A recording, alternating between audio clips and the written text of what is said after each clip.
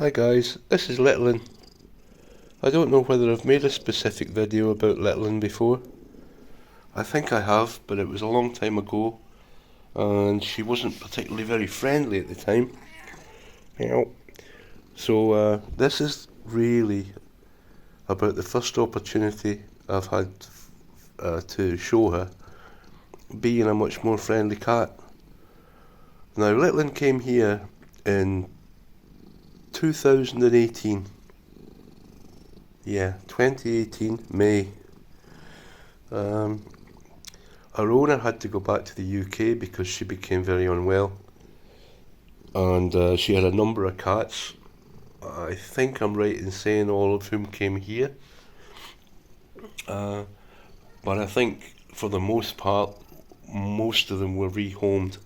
I also think I'm right in saying that. But I can't be sure.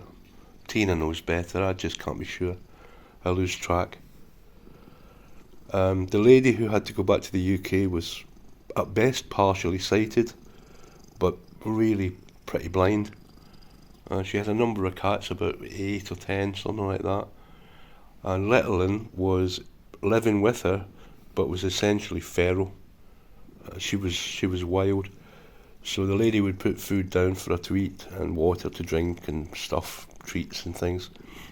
But she was kind of living under the furniture and just running around, looking after herself. So when the lady moved, Littlin, along with her merry men, her merry band, came here and the same thing started. She was kind of running around outside. She'd come in, pinch some food, and then disappear again. And she was kind of living in the outbuildings and sheds and things like that. And she just was untouchable, completely untouchable. And about a year or so ago, probably about a year or so ago, she started allowing me to stroke her, which was really cool. She was still pretty wild, and she for no reason would turn and attack me. Maybe it's due to some kind of hypersensitivity that Glenna mentioned with one of her cats. I think it was Glenna that mentioned it. And yeah, they do. Some cats do have very hypersensitive areas on their bodies. Chico's one of them, actually. Aren't you, Chico? His lower back. He doesn't like being touched on his lower back. Anyway, I digress. Where was I?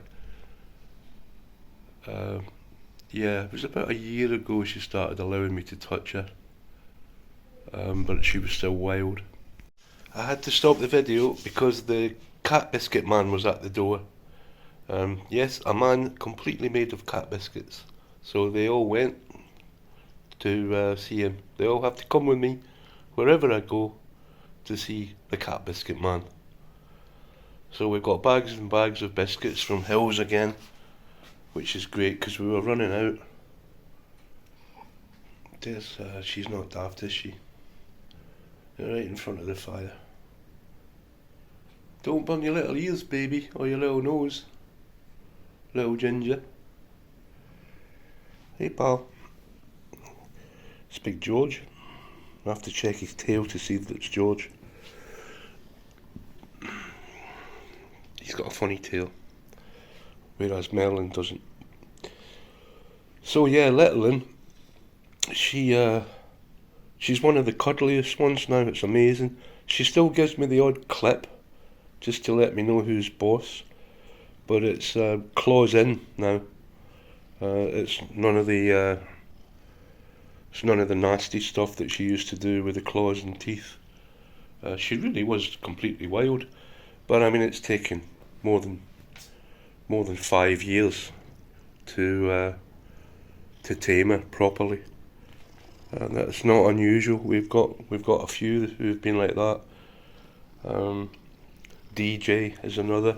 She took about 8 years before I could even touch her, and now I can lift her up and all sorts. So don't give up. If you get a wild or stray cat and you find that they're being a little bit obnoxious, it's their mechanism to defend themselves and protect themselves. They'll come round eventually, honestly, they will. I've never known one who doesn't, but sometimes it takes years. So stick with it, guys, and it'll be alright on the night. Won't it, Gingy? Yes, it will. Alright, guys, cheers now, bye. This is what happens when I have a sandwich.